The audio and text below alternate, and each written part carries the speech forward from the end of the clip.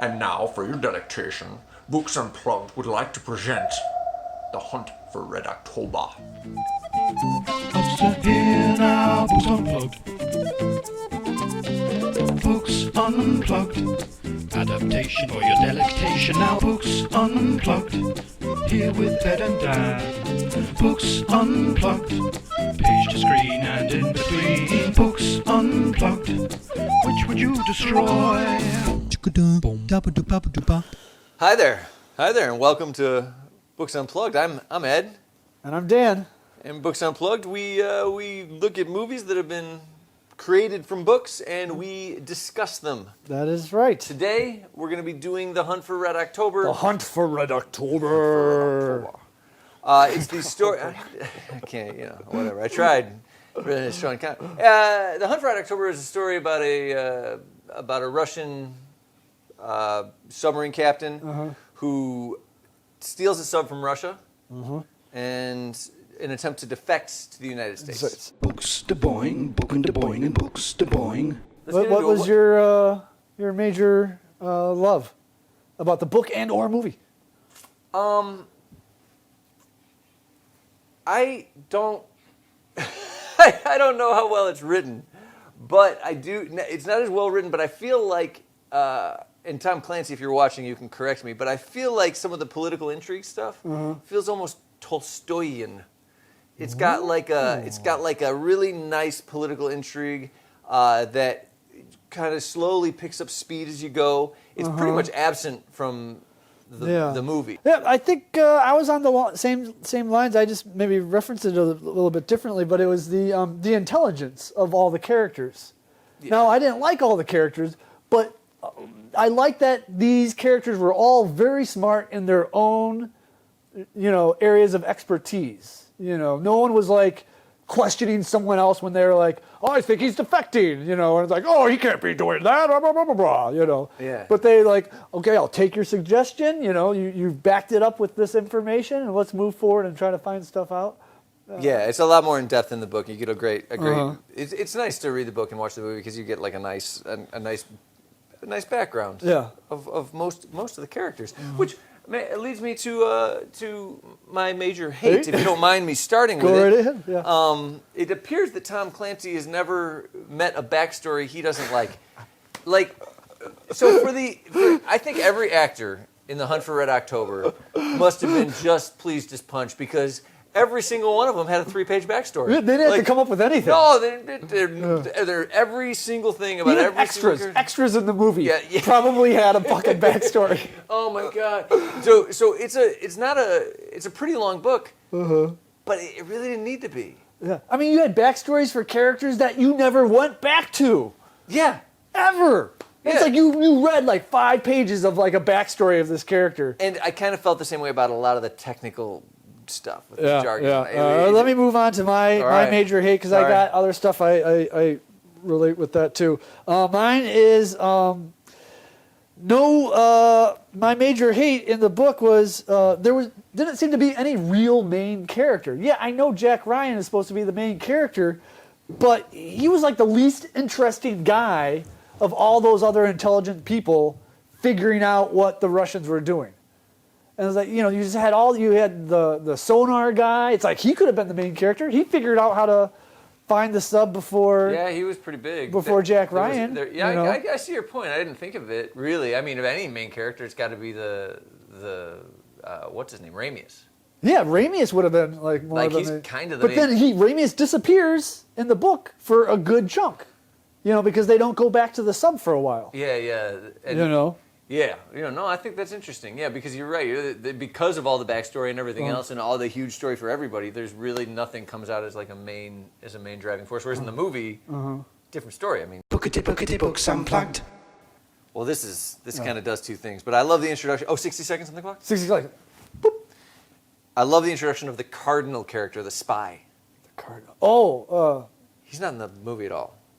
There's a spy. I thought that was that's right, the cardinal character. Yeah, it's kind of that one. My major love.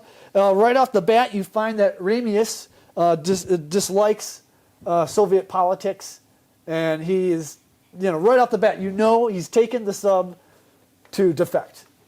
There's no question about it. No question about it. And then it's just the Americans who are trying to figure out In the what's book, going on. In the book, I hate that they say comrade too much. Like, comrade captain, comrade political officer, comrade doctor. Yeah. Do they really say that? There's no way they really say, like, comrade doctor. They just call him a doctor. Why would, okay, Mr. Comrade Doctor. It's like you got to say comrade so you know that they're Russian. Right. Yeah, it's 100. Like, you'll read 2 paragraphs, see the word comrade 10 times. Yeah, It's ridiculous. I also, continuing on the backstory, way too many backstories.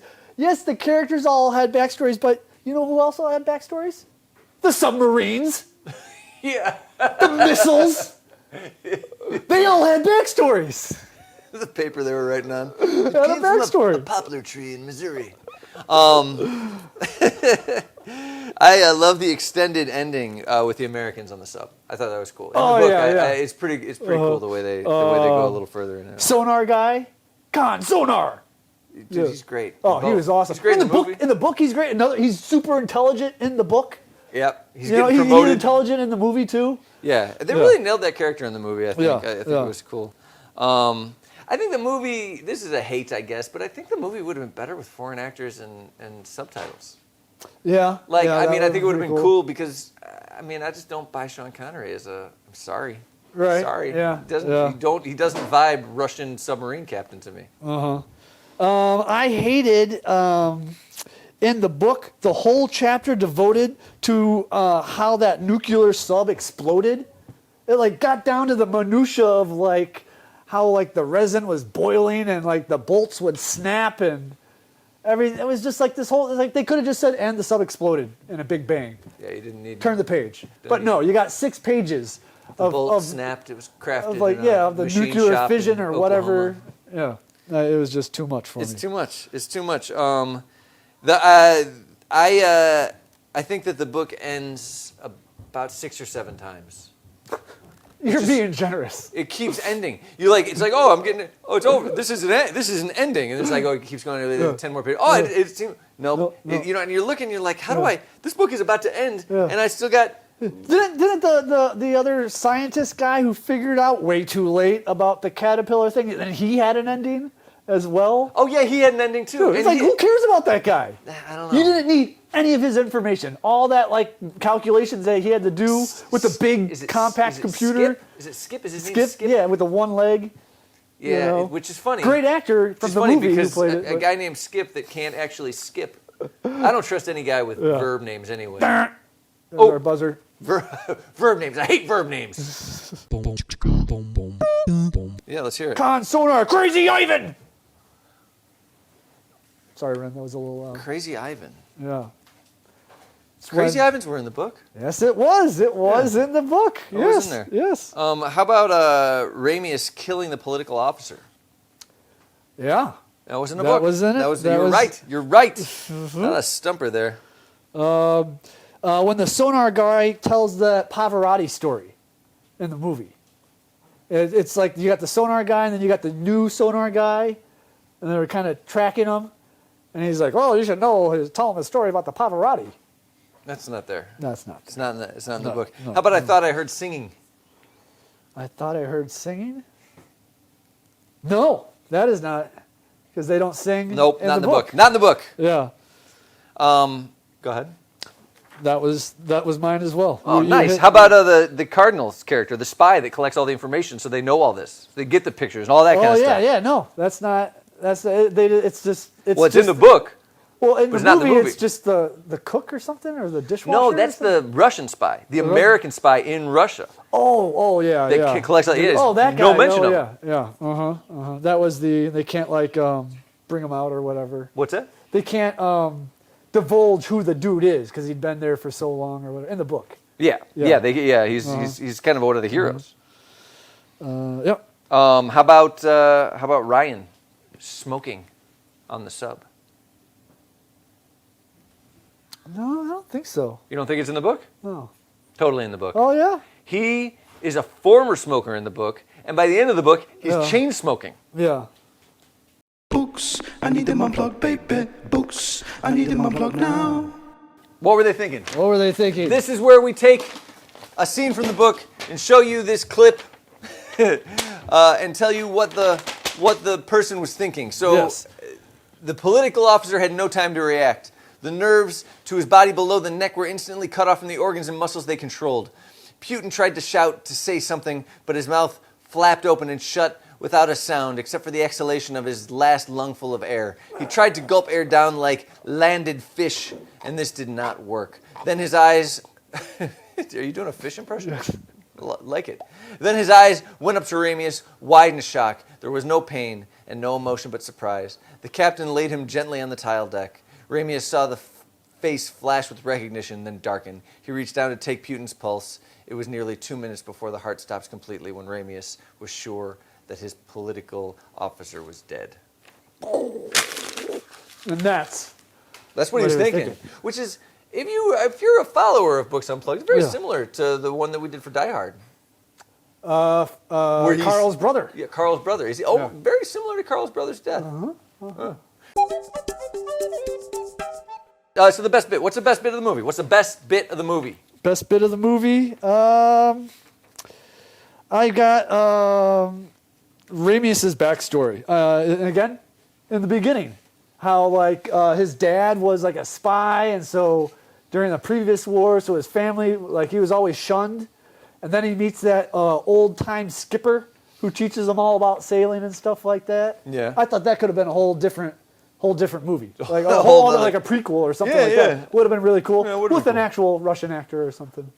Best bit in the movie, man, the jumping off the helicopter. Oh yeah. Onto the sub into the icy cold water where he just release and then they take off. They're going to turn around. He's like, no. Yeah. It's pretty great. It's a pretty great scene. I like that. Alec Baldwin's my hero. How about the book? What's the best bit in the book? For me, that was for the book was the Ramius backstory. For me, for the movie, is when Jack Ryan has to convince the president that Ramius is defecting, because so in the movie they make Jack Ryan like the expert on Ramius, but he's not the expert on Ramius in the book. He doesn't know anything really about Ramius. Yeah, so not I really. liked it. So it kind of tied everything up really fast, so you could just keep on with the story. Yeah. Yeah. The movie was better at kind of moving through stuff. Yeah. And it really did a nice job of putting a pretty long book. The book's pretty long, man. Yeah. Because the ending is a quarter of the pages. of the book. Yeah. It ends. It's like the Lord of the Rings. Takes another book. It's just all endings. Books Unplugged. Which would you destroy? So let's destroy one. All right. Is that us? Are we destroying one? Yeah. So which would you destroy, Dan? If you had a choice between keeping the book or the movie sinking one to the bottom of the ocean on a nuclear submarine and exploding the warhead so the bolts melt. I am going to destroy the book. Yeah, me too. Me too. That movie's great. Sums it up good. Yeah, I just really couldn't get it. It's like all the backstories killed me. Jack Ryan for me was like the least interesting character in the book.